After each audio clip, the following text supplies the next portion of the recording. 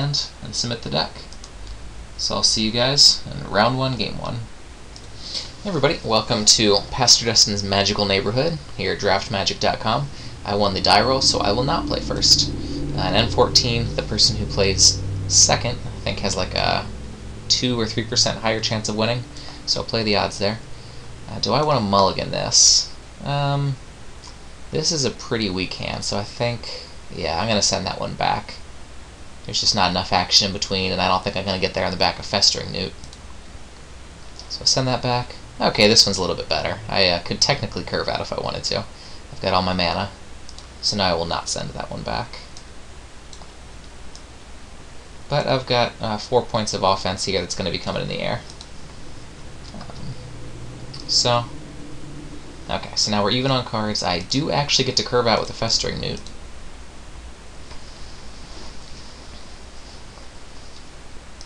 Alright, I'm playing the white-red deck.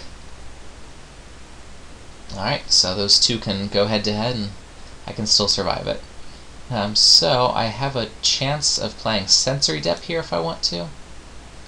I don't think I want to. I think I'd rather just swing in and see what he does about it.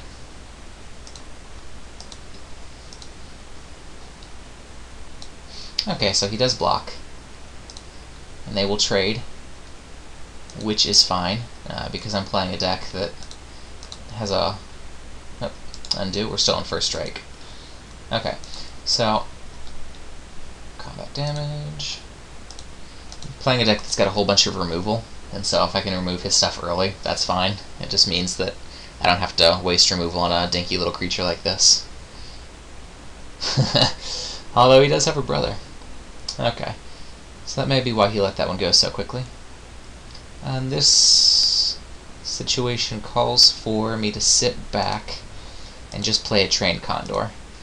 Rather than waste a sensory deprivation on this, I'm just going to get the Trained Condor in so I can start flying over to get him for 4 every turn. So he is probably just going to swing into me since he won't be able to block. Yeah, no reason to block that.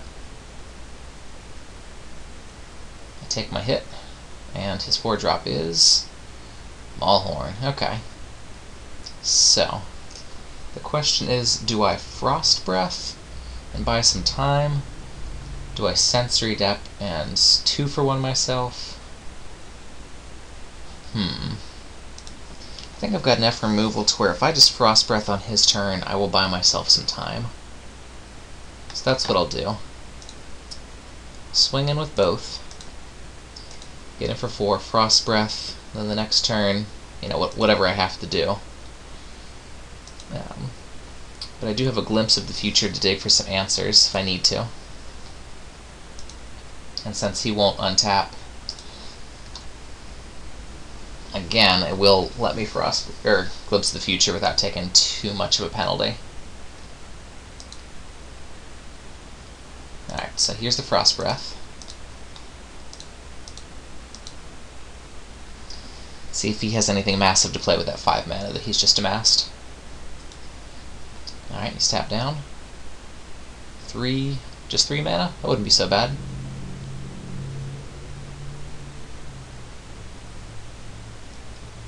Yep. The way he was ticking his mana down there, I thought it might be an X spell. So, he, 1-for-1s. I'm pretty happy to get that out of his hand. Silence. Your opponents can't cast spells this turn? Really? Do I have any instants? I do not. Alright, well, I've been silenced. And opportunity. Okay, so I am very mana light. Probably going to be glimpsing, maybe even just to get land. Let's see. I could chump block and get myself back and the creature to keep that 5 damage off my head. I think that might be what I do just to be able to use my mana.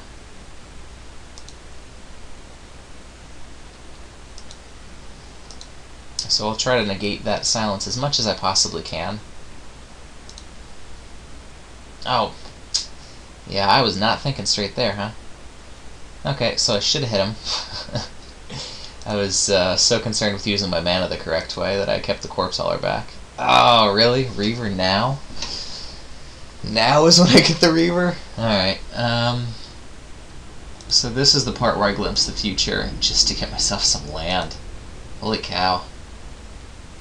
Give me a swamp. Hey, there's a swamp. I will take it. Good card to put in your hand. Put the remaining cards in your graveyard. Alright. So,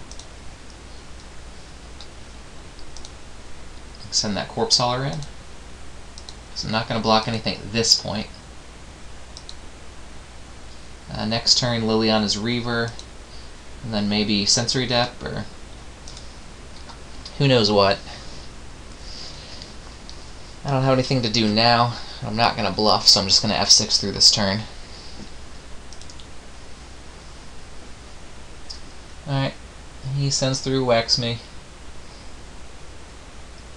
And Swamp. Okay, so I can play Liliana's Reaver, and pretty much nothing else. No, I can also do Sensory Deprivation. I probably want to hold the Sensory Dep. Yeah, I think that's what I'll do. The question is, can I take another 5? I don't think I can. So I think I'm going to leave the Corpse Hauler back just to get whacked by the Marauding Maulhorn. So I'll play this out for now. See, or I could Sensory Depth and 2-for-1 myself, which might actually be the best play here.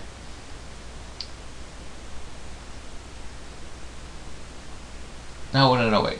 Okay, so if I Sensory Depth, then this turns into a 2-3 that has to attack, and unless he's got a Pump Spell, can't take down my Reaver.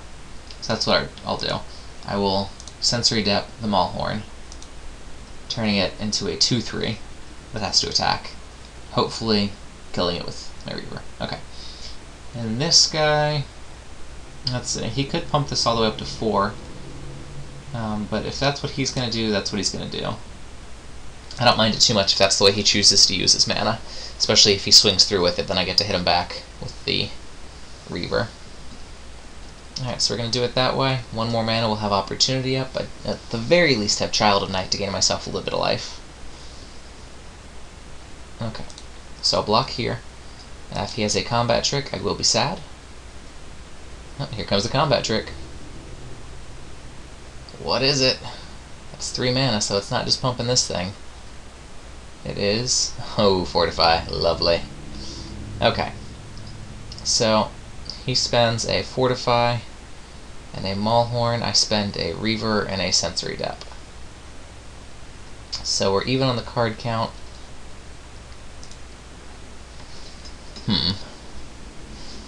This is when the Knight is actually pretty good. Because he can pump this for lethal at this point, right? He's got 3, 4... no, he can't pump it for lethal. So... let's see. Yeah, I can throw the Corpse Hauler in front of it and haul back my Reaver. So for now I'm not going to hold the opportunity. I'm just going to play the Child of Night. Leaving open plenty of mana. I'll chump there, pull back the Reaver, and then maybe start swinging with my Child of Night if possible to get some life back. So I think I'm in a pretty decent position. He has 3 cards, so there's a little bit of surprise left in this game. What does he have? Alright, he makes the right move. He swings in with the Knight. Makes me trade off the Hauler. Okay, he is blocked. Alright, so I don't know how long I had the pause button on there, but sometimes I get them mixed up. Anyway, chump blocked with the Corpse Hauler. Got back my Reaver. So I held off all the damage. He's got 3 cards in hand. We'll see what some of the action is. Sarah Angel, that's some action. Especially with me being at 6, huh? Okay. And a Suntail Hawk. So that might actually... no, that won't make a difference. I'd love a Doomblade or Festering Newt, but nothing to sack with, huh?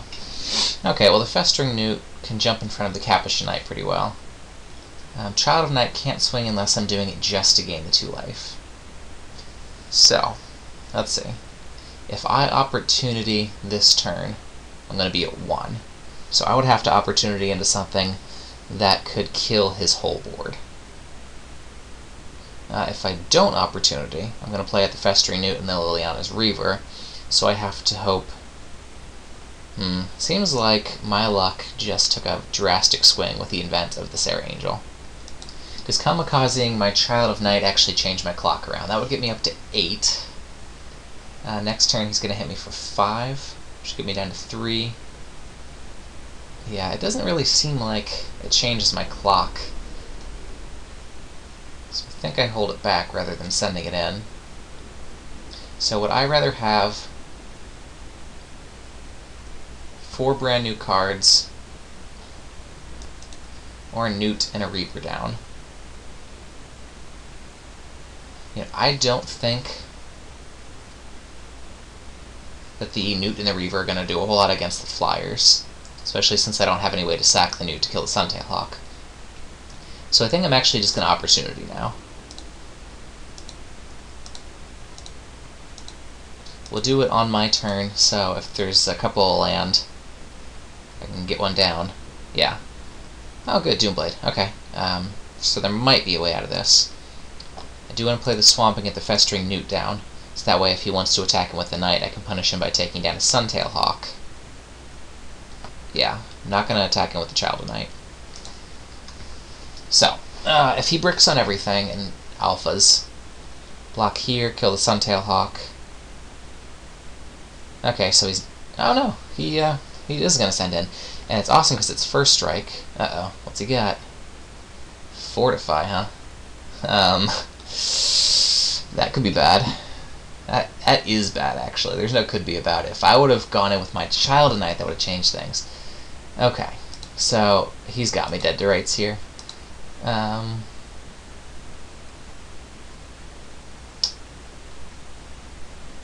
Yeah, there's no reason for me to block with the Child of Night, because... Actually, there is a reason for me to block with the Child of Night. If he distributes the damage poorly, then the Festering Newt will kill this after first strike damage. Then during regular, I think the lifelink will kick in and save me. So as long as he doesn't misplay this, I'm dead. But I am dead on the board as long as he makes the right decision.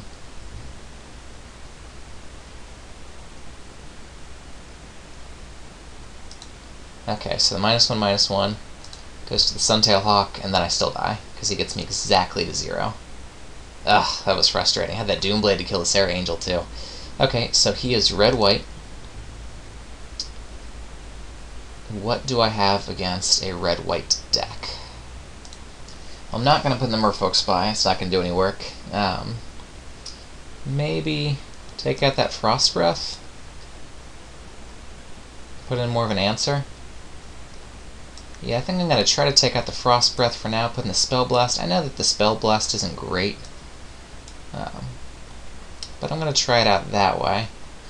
Just having more aggressive pressure early isn't really doing anything for me, so I'm not going to put in the Merfolk or the Sliver, and I don't think he really targeted his graveyard. So it really seems like this is the only possible swap I could do. So I'm going to put in the Spell Blast and see how Game 2 goes. Would I like to play first?